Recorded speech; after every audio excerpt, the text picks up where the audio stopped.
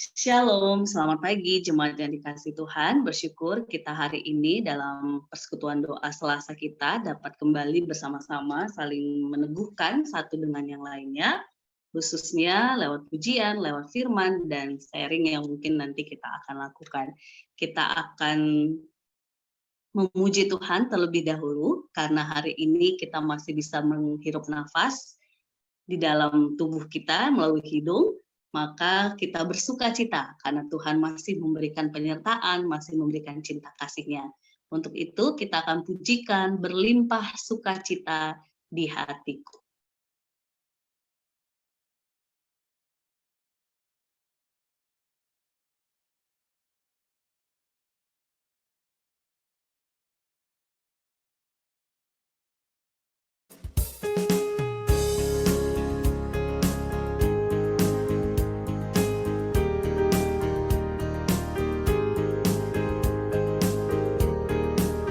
Berlimpah sukacita di hatiku, di hatiku, di hatiku. Berlimpah sukacita di hatiku, tetap di hatiku.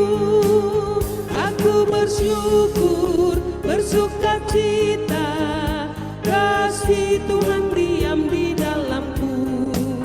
Aku bersyukur, bersukacita, kasih Tuhan diam di dalamku. Damai sejahtera melampaui akal di hatiku, di hatiku, di hatiku. Damai sejahtera melampaui akal di hatiku, tetap di hatiku. Aku bersyukur, bersukacita, kasih Tuhan diam di dalamku. Aku bersyukur, bersukacita, kasih Tuhan diam di dalamku.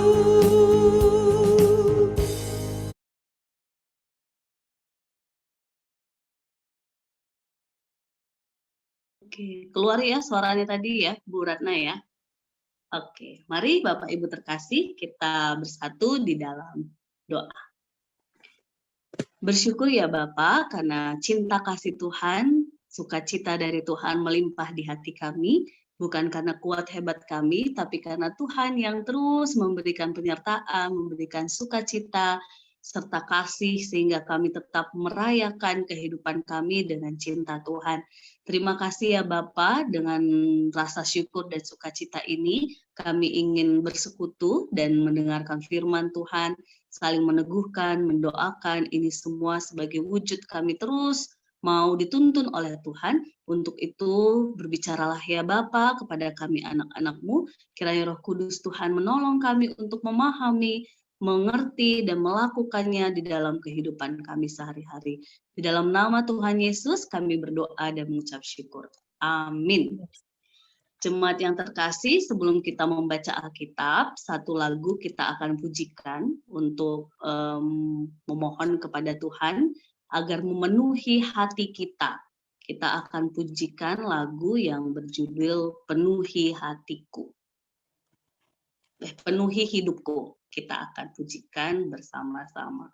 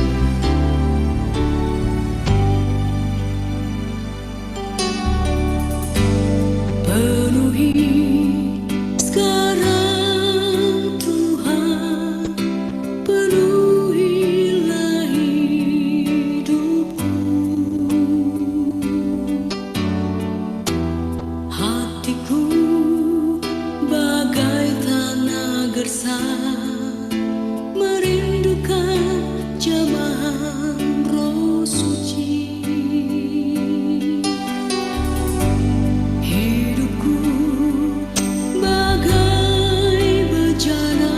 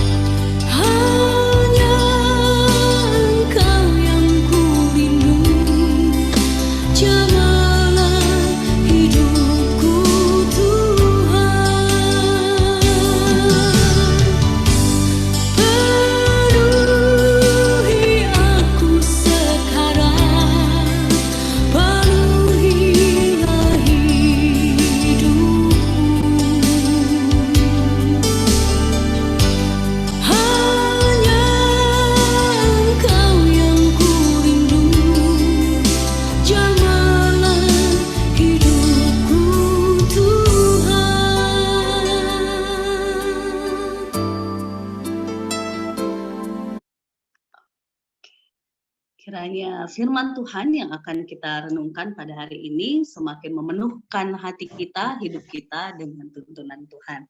Mari Bapak Ibu terkasih, kita buka Alkitab kita 2 Tawarik pasal 15 ayat 1 sampai 19 yang menjadi perenungan kita pada hari ini.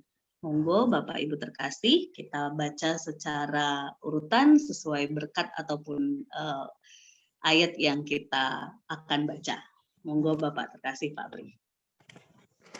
2 Tawarikh 15 ayat 1 dengan 19. Pembaharuan oleh Asa. Asarya bin Oded dihinggapi roh Allah.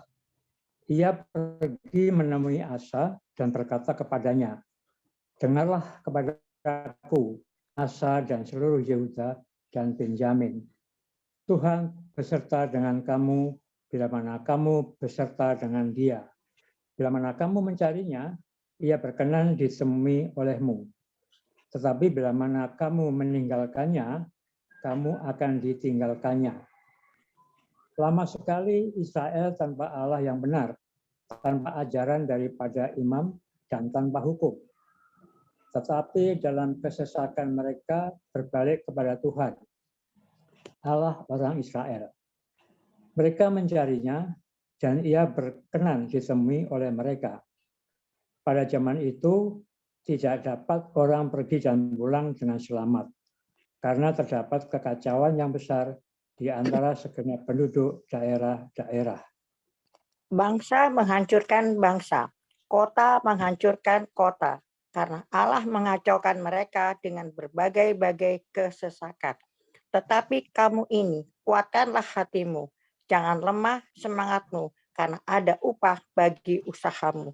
Ketika Asa mendengar perkataan nubuat yang diucapkan oleh Nabi Asarya bin Oded itu, ia menguatkan hatinya dan menyingkirkan dewa-dewa kejijikan dari seluruh tanah Yehuda dan Benjamin, dan dari kota-kota yang direbutnya di pegunungan Efraim.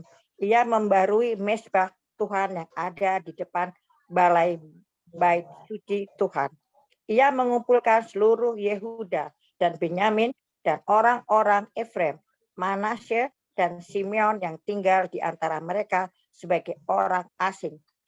Sebab dari Israel banyak yang menyeberang memihak kepadanya ketika mereka melihat bahwa Tuhan Allahnya beserta dengan dia. Mereka berkumpul di Yerusalem pada bulan ketiga tahun ke-15 dari pemerintahan Asa. Belum di-unmute Bu Ratna.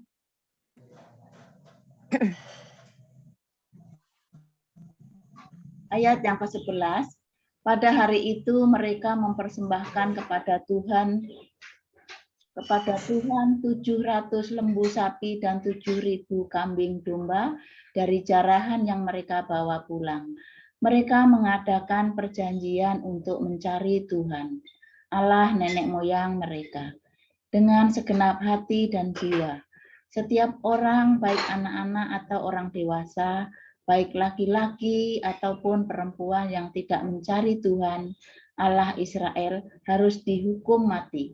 Mereka bersumpah setia kepada Tuhan dengan suara yang nyaring, dengan sorak-sorai dan dengan tiupan nafiri dan sangkakala. Seluruh Yehuda bersukaria atas sumpah itu, karena dengan segenap hati mereka bersumpah setia dan dengan kehendak yang bulat mereka mencari Tuhan. Tuhan berkenan ditemui oleh mereka dan mengaruniakan keamanan kepada mereka di segala penjuru. Bahkan Raja Asa memecat Maaka, neneknya, dari pangkat ibu suri, karena neneknya itu membuat patung Asyera yang keji. Asa merobohkan patung yang keji itu, menumbuknya sampai halus dan membakarnya di lembah Kidron.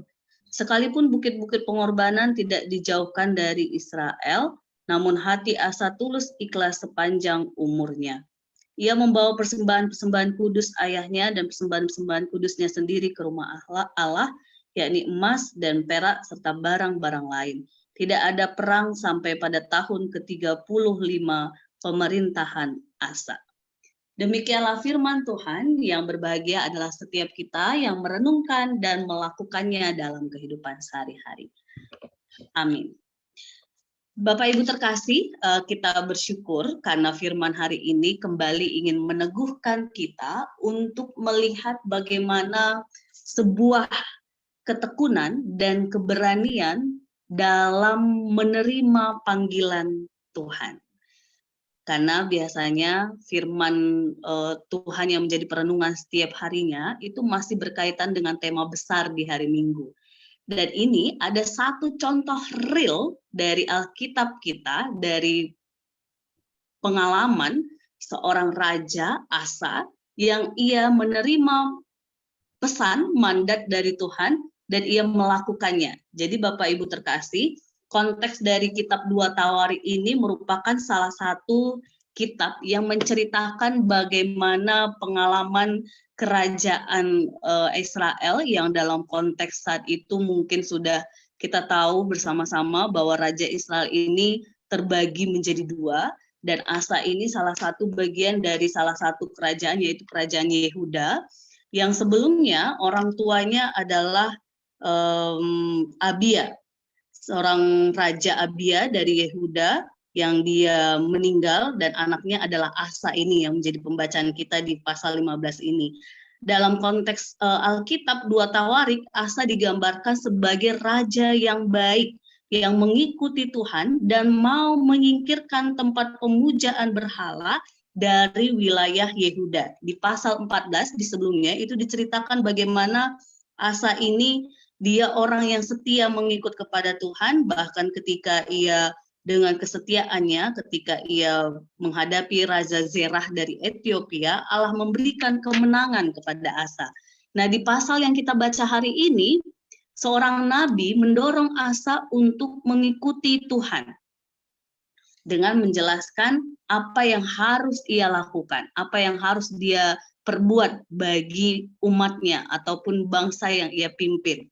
Asa merespon dengan melaksanakan apa yang menjadi mandat Tuhan itu, sehingga disebut gerakan reformasi di kerajaan Yehuda dengan menghancurkan tempat-tempat pemujaan berhala, menyingkirkan berhala, dan memimpin umat untuk memperbaharui perjanjian dengan Allah. Bahkan kalau kita lihat tadi menarik Bapak Ibu terkasih, ia juga tegas terhadap keluarganya sendiri. Siapa tadi Bapak Ibu kalau kita perhatikan yang neneknya dari pangkat Ibu Suri. Kenapa? Karena neneknya membuat patung Asyera yang keji. Artinya Bapak Ibu terkasih, ketika seseorang merespon panggilan Tuhan, ia diberikan Tuhan keberanian untuk tegas, sekalipun itu untuk orang terdekatnya sendiri, bahkan orang yang lebih sepuh begitu ya, karena di sini disebut neneknya begitu ya, ia berani tegas karena dia tahu ini Tuhan tidak senang gitu ya. Ini yang sering sekali kalau saya sering sebut kepada anak-anak muda atau remaja, bahkan mengingatkan diri saya sendiri gitu ya, bahwa kadang ketika kita berhadapan dengan orang yang lebih tua, hormat itu memang wajib, tetapi taat itu hanya mutlak kepada Tuhan. Ketika orang-orang tua, orang dewasa di sekitar kita, dia tidak melakukan apa yang menjadi kehendak kita boleh, kehendak Tuhan maksudnya, melakukan kehendak Tuhan, kita boleh tidak taat, dan justru boleh dengan hormat mengingatkan, tegas gitu ya, berani mengungkapkan apa yang benar. Nah, Asa ataupun Raja Asa yang diceritakan dalam konteks 2 Tawarik pasal 15 ini, ia menunjukkan bahwa sekalipun neneknya sendiri yang harus ia tegas untuk taat kepada Tuhan, ia memberlakukan bersama. Ia merobohkan patungnya, ia menunjukkan bahwa yang harus disembah sungguh-sungguh hanya adalah Tuhan. Jadi Bapak Ibu terkasih, terkadang dalam kehidupan kita, ketika kita mengalami pembaharuan hati oleh Roh Kudus, kalau kita seperti mendapatkan ilham ataupun tuntunan Tuhan, Aban kamu harus begini, atau Bu Ratna, Pak Pri, Bu Erina harus begini, maka kalau itu memang kehendak Tuhan, yakinlah Tuhan pasti memberikan kita keberanian untuk A, untuk B, gitu ya, untuk tegas, sekalipun dengan orang-orang terdekat kita. Tetapi kalau kita justru masih takut, padahal kita tahu itu kehendak Tuhan, ini yang memang lagi dan lagi Bapak Ibu terkasih, tidak hanya Bapak Ibu ataupun jemaat, saya pribadi pun, itu menjadi alarm buat saya. Sebenarnya saya mau benar-benar ikut panggilan Tuhan, atau sebenarnya ya udah cari aman saja. Yang penting diterima, yang penting tidak dimusuhi, yang penting tidak diganggu gitu ya. Nah kalau kita punya masih sisi yang ini lebih kuat, maka mari kita terus tuntun, tekun hati kita, mau mendengarkan firman Tuhan, mau dituntun Tuhan untuk berani melakukan apa yang menjadi panggilan Tuhan dalam hidup kita.